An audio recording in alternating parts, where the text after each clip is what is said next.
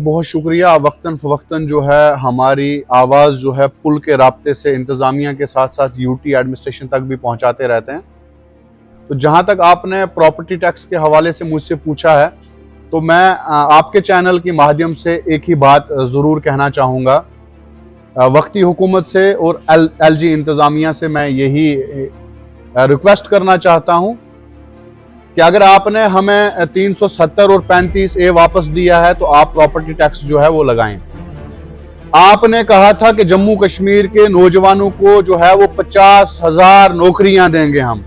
अगर आपने वो 50,000 नौकरियां जम्मू कश्मीर के नौजवानों को दी हैं तो आप प्रॉपर्टी टैक्स जो है वो लगाएं।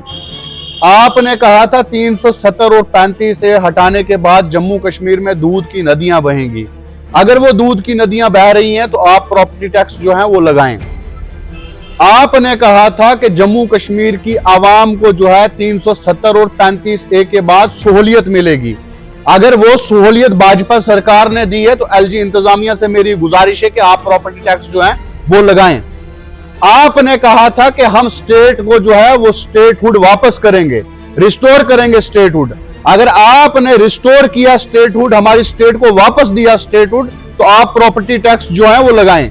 शहराज भाई, मैं आपके मीडिया के माध्यम से एक ही बात कहना चाहूंगा कि रेत बजरी भी हम लोग लाएं, इट्टें भी हम लोग लाएं, ढांचा भी हम भी अपनी मलकियत पे खड़ा करें, और हमारी गरीब आवाम जो है वो बाहर की रियासतों से केवल का काम करके, वॉचमैनी का काम करके अपने परिवार के लिए एक आशियाना बनाएं। और आशियाने में भी सरिया हम खुद लाएं, सीमेंट खुद लाएं, ईंटें हम खुद लाएं, छत हम खुद डालें, लेकिन टैक्स जो है वो गवर्नमेंट को देना। मैं पूछना चाहता हूं किस चीज का? अगर आपको लगता है कि जम्मू कश्मीर की आवाम इस बहरान से निकली है, 14 अगस्त के बाद अगर आज तक जम्मू कश्मीर में आपने इलेक्शन करवाया तो आप प्रॉपर्टी टैक्स लगाएं। अगर आपने जम्मू कश्मीर में कुछ किया ही नहीं है तो प्रॉपर्टी टैक्स की अगर बात कर रहे हैं तो जम्मू कश्मीर की आवाम इस वक्त जो है वो प्रॉपर्टी टैक्स नहीं दे सकती है। जब यहां पर सिविल हुकूमत कोई बनेगी, यहां पर चुन के हमारे नुमाइंदे जो है वो आएंगे, हमारी डेवलपमेंट करेंगे, दिल्ली के बराबर हमारे लोगों को करेंगे, तो फिर जाके आप अगर टैक्स की बात करेंगे, प्रॉपर्टी टैक्स की बात करेंगे, तो हम कहेंगे लाजमी है।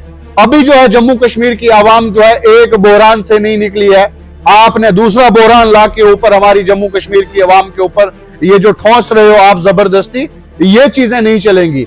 आपने जम्मू कश्मीर को एक लिबर्टी बना के रखा है। तमाम किस्म के टेस्ट आप यहां पर करते हैं और यहां पर करने के बाद फिर बाहर की रियासतों में जो है वो यही कानून लागू होते हैं। मैं पूछना चाहता हूं क्यों? पहली मर्तबा हुआ है कि एक स्टेट को जो है यूटी में तब्दील किया है।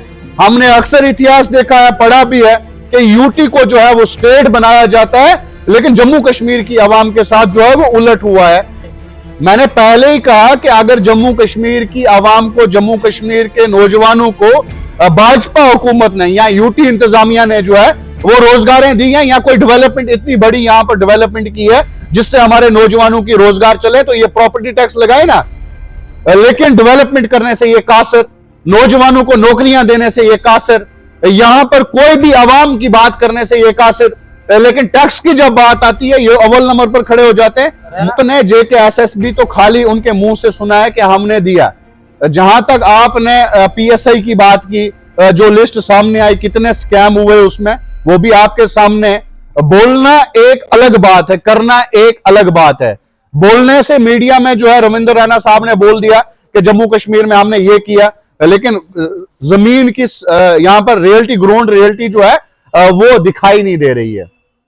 जहां तक आपने कहा कि राणा साहब ने कहा अग्निवीर में 1.5 करोड़ जो है भर्ती हुआ है, तो आप हमें बताएं ना 1.5 करोड़ कहां पर भर्ती हुआ है?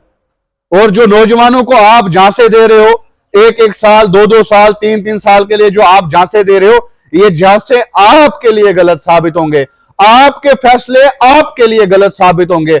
आपके ये बनाए हुए रात को 12 बजे, 12:15 बजे बंद कमरों में ये जो कानून बनाते हो, आप फैसले करते हो, अवाम के हिक में ये फैसले नहीं है, अवाम के खिलाफ है, ये आपको महंगे पड़ने वाले। आने दो इलेक्शन, पता चल जाएगा।